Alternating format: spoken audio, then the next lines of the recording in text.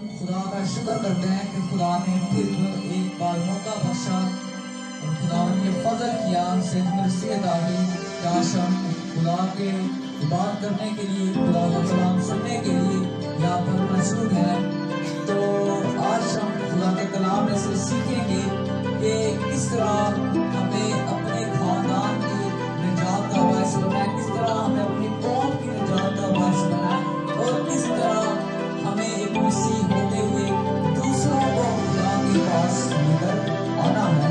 तो आइए आज हम सीखेंगे खुदा के कलाम में से मेरे सामने निकालिए मुकद्दस मरकस की अंजील उसका 2 बाब उसकी 1 से 12 आयात पढ़ेंगे और देखेंगे कि खुदा का कलाम आज हमें क्या सिखाता है। मरकस की अंजील उसका 2 बाब उसकी 1 से 12 आयात पढ़ेंगे।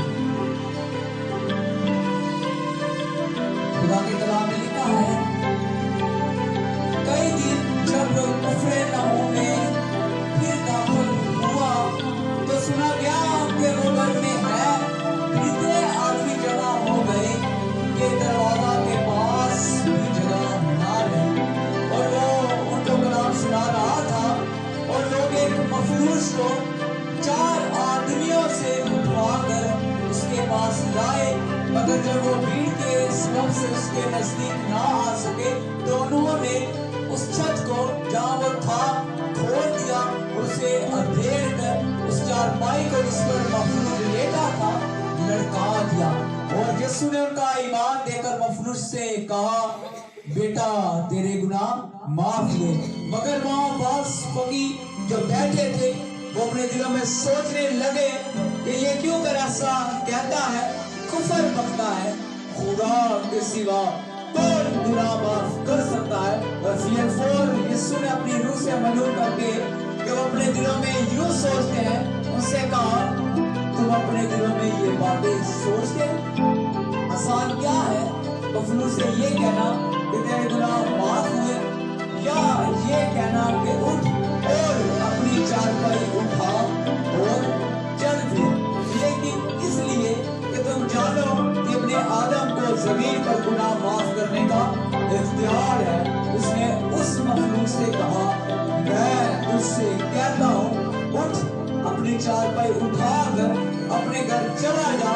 और वो उठा और फिर चारपाई उठाई और उस सब के सामने बाहर चला गया। चुनाचा वो सब हैरान हो गए और खुदा की तमजीद करके कहने लगे कि हमने ऐसा कभी नहीं देखा था। खुदा के कलाम का पढ़ा जाना और सुना जाना हम सब के लिए बाइस से बरकत हो, आमीन।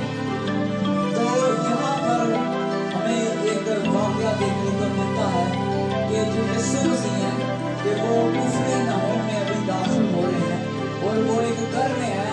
और मेरे ख्याल में मैं ये वाक़या ये पहले भी सुना चुका हूँ कि यीशु मसीह जो थे वो एक घर में है, एक कफरनहूम एक शहर है बड़ा सा, और यीशु मसीह उसमें है। और लिखा है कि बहुत से लोग 4 आदमियों से मफलूज को उठवा कर लेकर आ रहे हैं। और सबसे पहले हम उनका अगर देखे काम उन्होंने क्या किया है तो उन्होंने सबसे पहले इतने बड़े शहर में से ढूंढा है कि यीशु मसीह कहाँ है। हालेलुया। तो यहाँ पर उन्होंने सबसे पहले ढूंढा है, फिर वो लोग हैं वो उस मफलूज को 4 आदमी से उठवा कर लेकर गए। और जब देखा कि भीड़ ही बहुत ज्यादा है तो उन्होंने उस छत को ही उधेड़ डाला और फिर लड़का दिया।